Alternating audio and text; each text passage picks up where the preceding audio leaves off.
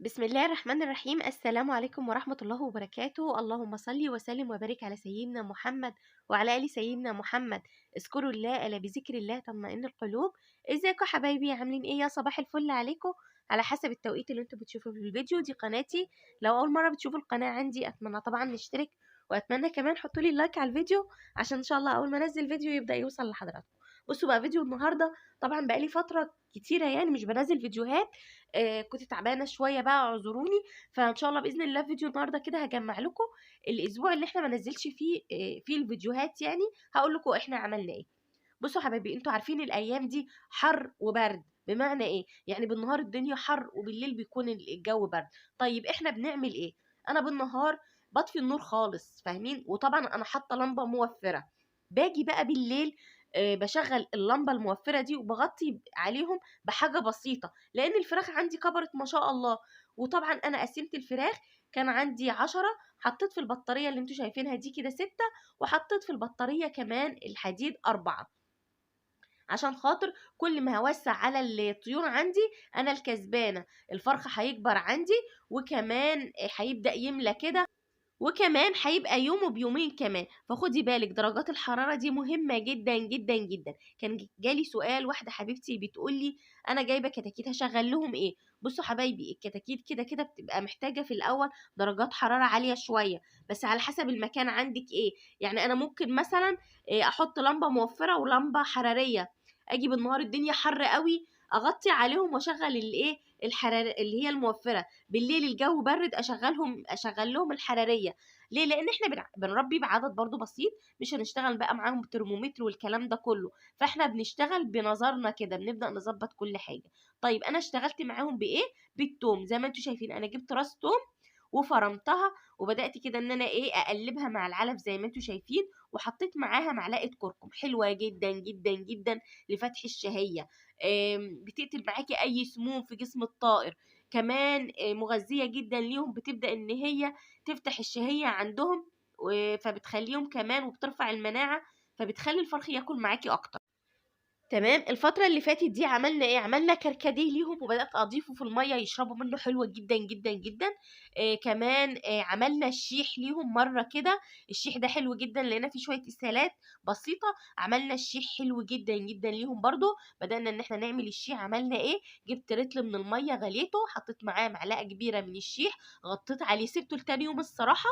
وبعد كده خدت كده من ايه، من الشيح ده زي ربع فنجال كده، وبدات اضيفه على ربع فنجان اللي هو بتاع يعني عارفين فنجان القهوه ده، خدت منه فنجان.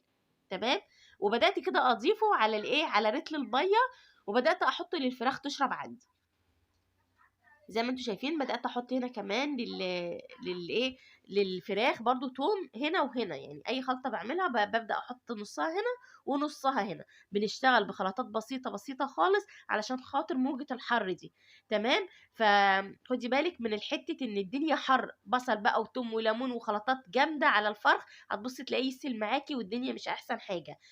فانا بعمل ايه، حاجات بسيطه كده. حابه تعملي خلطه البصل والثوم والليمون والكلام ده، يبقى هتعمليها من بعد المغرب، وتعمليها كده بنسبه معينه تبداي تحطيها لهم.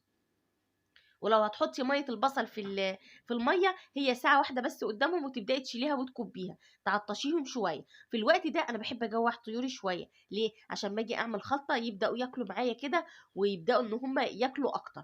بصوا هنا انا بقول لكم بكره ان شاء الله هرفع الايه الجزء ده من البطاريه، عشان الناس اللي عندها بطاريات زي، ببدأ كده أفكها، وببدأ إن أنا أرفعها كده علشان خاطر إن الفرخ يشب معايا، يعني يبدأ كده إن هو يفرد كمان معايا، لأن البطارية دي ارتفاعها صغير. عشان كده دايما بقولك لو هتعملي بطارية أو هتجيبي بطارية، اتأكدي إن الارتفاع يكون عالي. وكمان درج السبل عندي ضيق جدا، فأنا حاطة في الدرج اللي تحت، فاهمين؟ فبطارية زي قلتها الصراحة، بس هي حلوة في التحضير والكلام ده. ولو جايبة بقى طيور كتيرة، مثلا جايبة بط، جايبة فراخ بلدي، جايبة فراخ بيضة، ممكن تحطي كل حاجة في عين لحد ما تشد حيلها كده وتبدأي تنقلي. فهي حلوة برضو الصراحة في كده. يعني الثلاث ادوار حلوة لو انت بتحضري مثلا لمدة 20 يوم، هتبقى عسل معاكي، هتبقى جميلة.